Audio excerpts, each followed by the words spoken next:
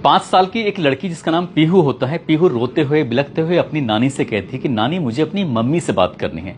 कई दिनों से ना मम्मी से बातचीत हुई है, ना ही मम्मी को तुमने दिखाया है। जब नानी ये बात सुनती है तो नानी सोचने पर मजबूर हो जाती है कि आखिरकार मैं इससे क्या बोलूं।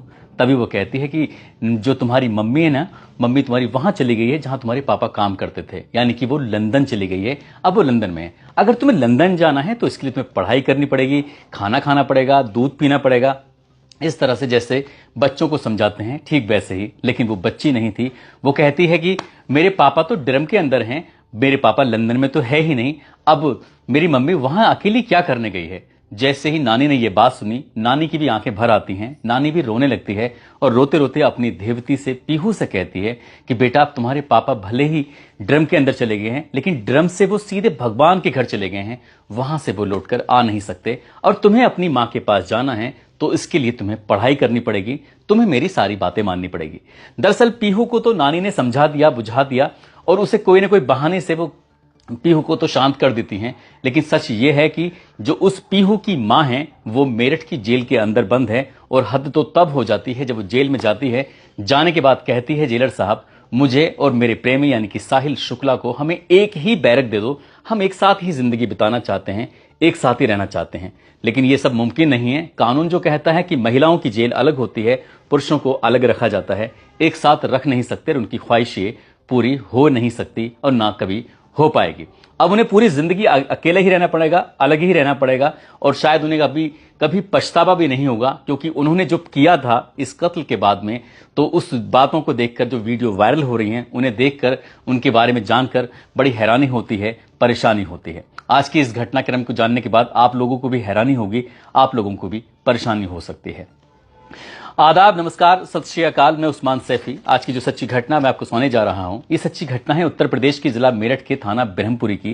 दरअसल एक व्यक्ति जिसका नाम प्रमोद रस्तोगी होता है, जो कि ज्वेलर्स का वो काम करता है, और उनकी पत्नी होती है जिसका नाम कविता रस्तोगी होता है।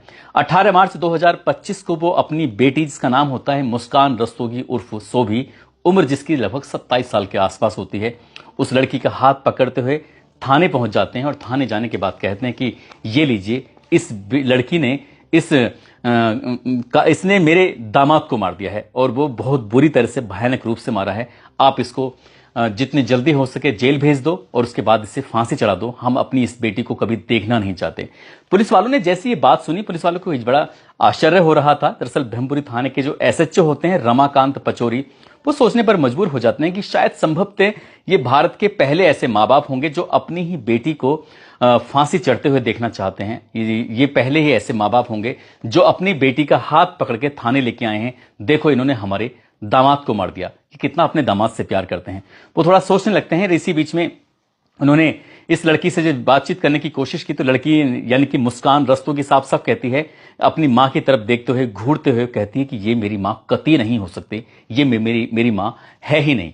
जब ये बात कही जाती है तो पुलिस वाले पूछते हैं कि ये तुम्हारी सगी मां नहीं है क्या? उसने कहा हाँ, ये मेरी सगी मां है ही नहीं। अब इसके बारे में जब पूछा जाता है, जानकारी जुटाई जाती है, कविता से पूछा जाता है कि क्या ये तुम्हारी सगी बेटी है कि नहीं है, तभी कविता कहती है कि मेरी जो बहन है जिसका नाम जूली है, अक्सर इसका जो वक्त है वो जूली के साथ ही बीता है, उसके साथ ही गुजरा है, इसलिए वो उसे अपनी मां के जैसी समझती थी और उसे मां ही कहती थी। अब वो इस दुनिया में है नहीं। जब से वो गई है तब से इसके दिल और दिमाग पर पूरी तरह से सदमा है। ये इसने शायद मुझे कभी अपनी सगी मां के रूप में माना ही नहीं, लेकिन मैं ही इसकी सगी मां हूं। पुलिस वालों को भी बड़ा आश्चर्य हो रहा था कि ये कैसा रिश्ता है, सगी मां और बेटी हैं, उसके बावजूद भी ये बातचीत ऐसे कर रहे हैं जैसे क्या सगे नहीं है। और इसी बात की चर्चा फिर मीडिया में भी बहुत तेजी के साथ शुरू हो जाती है।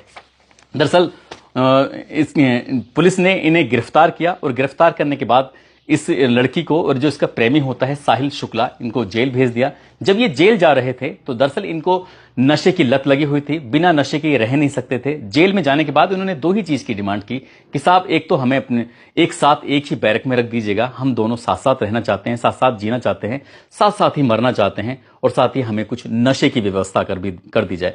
ऐसी बातें सुनने के बाद कोई भी हंस पड़ेगा, क्योंकि ये जो भी मांग की थी ये कभी भी उनकी पूरी नहीं हो सकती। ना तो जेल में नशा दिया जाता है और ना ही महिला और पुरुष को जेल में एक साथ रखा जाता है। दरअसल ये कहानी शुरू होती है ब्रह्मपुरी निवासी एक लड़की, इसका नाम मुस्कान रस्तोगी उर्फ सोभी होता है। साल 2016 में उसे पास के ही इंदिरा नगर के रहने वाले एक लड़के जिसका नाम सौरभ राजपूत होता है, उससे प्यार हो जाता है। प्यार भी कुछ इस कदर हो जाता है कि उसको लेकर ये लड़की और लड़का दोनों भाग जाते हैं। लगभग 10 दिन तक दिल्ली रहते हैं और लड़के और लड़की वाले दोनों ही अपने अपने बच्चों को तलाश कर रहे थे।